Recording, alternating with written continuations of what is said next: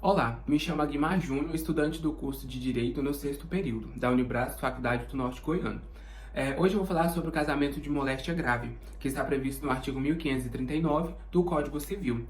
Este modo, essa modalidade de casamento, é conhecido como a modalidade de urgência, que é quando uma pessoa, um dos nubentes, ou até mesmo os dois, está passando por uma fragilidade de saúde, não possui um tempo grande, um tempo determinado de vida e que pretendem se casar. Então, vai ser, como o próprio nome já fala, devido à gravidade do estado de saúde, mediante a uma doença muito grave, por exemplo, o câncer, ou até mesmo o Covid-19, que é algo muito recente, não só para o Brasil, mas para todo o mundo. Então ele vai estar falando sobre essa questão da urgência, da necessidade de ser rápida a execução desse casamento. Esse casamento ele é celebrado pelo juiz de paz em primeiro momento, se caso ele puder comparecer, porque ele pode ser celebrado tanto de dia, de noite, a partir do momento que as partes decidam se casar. E no caso, vai ser executado pelo juiz de paz, e caso o juiz de paz não possa comparecer devido à questão de horário ou por ter algum outro empecilho, ele pode estar sendo substituído por um escrevente, substituto, ou por uma pessoa ad hoc, que é uma pessoa que o próprio juiz de paz vai identificar, vai nomear para poder executar esse casamento. É, esse casamento ele precisa de duas testemunhas para ter validade. Essas testemunhas precisam saber ler e escrever para que haja o efeito do casamento. Porque caso contrário, se não souber nem ler ou nem escrever, ou ambas as funções, não vai ter o efeito necessário e poderá ter anulação. No caso, será nulo o casamento. Então é necessário a presença de duas testemunhas.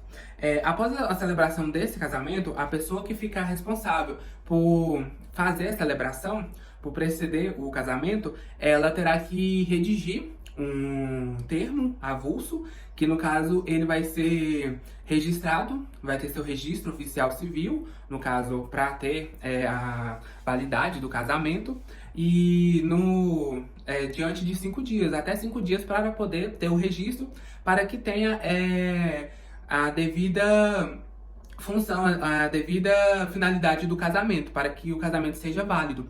E depois dessa questão de registro, depois de registrar, é necessário, no caso, vai arquivar posteriormente esse termo. E não há necessidade de habilitação, como nos outros tipos de casamento, porque principalmente devido à questão de tempo, devido ser necessário a celeridade do casamento, pela questão de saúde dos nubentes ou do nubente. Então há necessidade da celeridade, então não há necessidade da habilitação. E é válido a gente trazer sobre a questão da diferença entre o casamento de moléstia grave e do não compatível, o que será apresentado também posteriormente. Na moléstia grave, no caso, é necessário apenas duas testemunhas, e no caso ele é precedido pelo juiz de paz ou por alguma autoridade competente, e há 5 dias para poder ser registrado o casamento.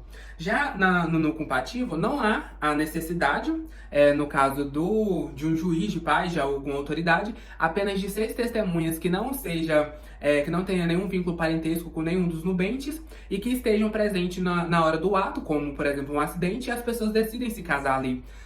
Pode-se dizer que eles estejam noivos e decidem se casar. Então, há necessidade apenas das 6 testemunhas. E há 10 dias para que possam ter o registro desse casamento, do não compatível. Também é válido lembrar a questão que o casamento de moléstia grave, ele acontece no local onde o nubente que está com a doença agravada, com a saúde agravada, então vai ser tipo no hospital ou na casa de algum parentesco. Então vai ser de acordo da localização do nubente que estiver com a impossibilidade. Olá, meu nome é Maísa Menezes, eu curso o sexto período de Direito na Faculdade Unibras Norte Goiano. E hoje eu vou estar falando um pouquinho aqui sobre o casamento não compatível tratado pelos artigos 1540 e 1541 no Código Civil. Bom, o casamento não compatível é aquele casamento em que um dos nubentes se encontra em iminente risco de vida e não há presença de uma autoridade competente para presidir aquele ato e nem a de seu substituto. Todavia, pode sim haver a realização desse casamento na hora, só que deve haver a presença de 6 testemunhas, as quais não podem possuir parentesco com esses nubentes, nem em linha reta e nem na colateral até 2º grau. Bom, esse casamento não compatível, como eu já mencionei, ele é feito em um momento extremo da vida, em extremis, no limiar da vida. Um dos nubentes ele se encontra nesse perigo iminente risco de vida. E essas 6 testemunhas posteriormente vão representar a vontade desse nubente, né, que está em perigo iminente risco de vida. É como se elas fossem a autoridade competente e caso venha a haver o óbito desse nubente que se encontrava em perigo iminente risco de vida, essas 6 testemunhas elas deverão procurar, no prazo de 10 dias, a autoridade judicial, que juntamente com o Ministério Público vão tomar as declarações dessas 6 testemunhas sobre que elas foram convocadas por parte do enfermo, que este parecia em perigo de vida, só que estava em seu juízo, e que a vontade de se casar, em receber-se por marido e mulher, é de livre e espontânea vontade. E deve haver a presença do Ministério Público, obrigada, porque ele vai verificar as informações sobre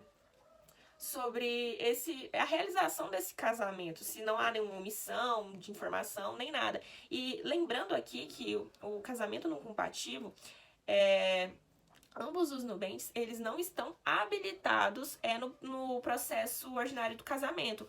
Ou seja, eles não deram entrada no processo de habilitação, ou esse processo ainda está transcorrendo, ou seja, eles são apenas noivos ou até mesmo namorados, uma vez que é realizado no momento extremo da vida. E depois de autuados os pedidos, colhidas as informações, o juiz ele vai seguir com as diligências necessárias, verificando se esses nubentes eles poderiam ter, esses contraentes, poderiam ter requerido esse processo de habilitação na forma ordinária, né? E vai ter um prazo de 15 dias. E verificada a honestidade desses cônjuges, se eles não eram casados anteriormente ou não havia nenhuma inabilitação para esse tipo de casamento, a autoridade competente vai decidir e com recurso voluntário às partes.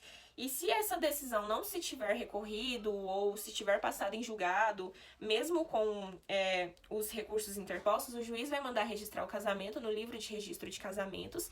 E o efeito do casamento, ele é ex tunc, uma vez que esses efeitos vão gerar a partir do fato gerador, ou seja, a partir da celebração daquele ato perante as 6 testemunhas. Então, o efeito aqui é ex tunc, mesmo que aquele registro ocorra depois, e se considerado válido o casamento, ele vai ser chancelado, e caso o enfermo ele venha a se recuperar, e ele pode ratificar o casamento perante a autoridade competente e judicial, essas formalidades tratadas pelo artigo 1541, elas podem ser dispensadas, né, uma vez que não há necessidade.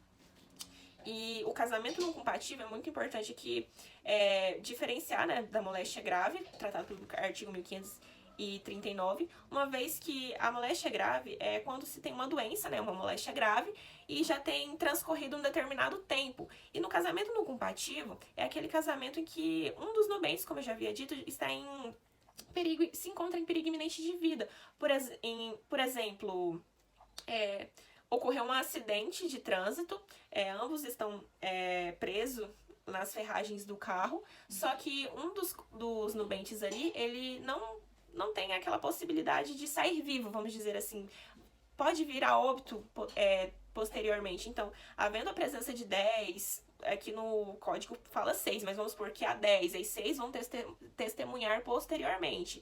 Então, pode haver a realização daquele ato, uma vez que não dá tempo de você chamar um juiz, um pastor, ou qualquer tipo de autoridade, né, para celebrar aquele ato. Então, as pessoas que estão ali vão testemunhar e posteriormente vai procurar a autoridade judicial, que juntamente com o Ministério Público vão colher as informações necessárias para validar aquele casamento.